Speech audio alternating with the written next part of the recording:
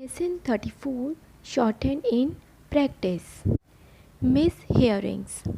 In taking notes of a speech, the employment of certain significant marks will be found necessary or desirable. In order to facilitate the production of a correct verbatim transcript or a good contents report, or to prevent misunderstanding, the use of these signs is described in this lesson. Mishearings, etc.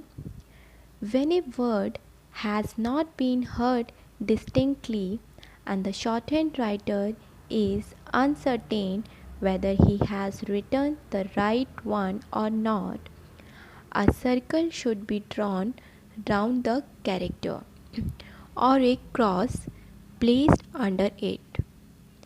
When the note taker has failed to hear a word, the omission should be indicated by a caret under the sign line.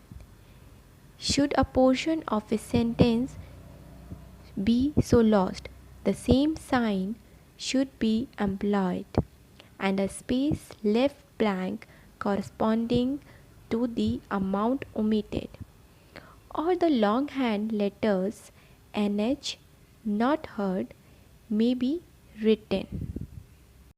Errors.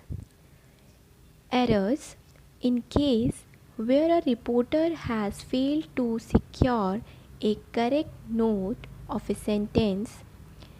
This may be indicated by an inclined oval, naught or nothing. When it is noticed that the speaker has fallen into an error, the mark cross should be made on the margin of the notebook.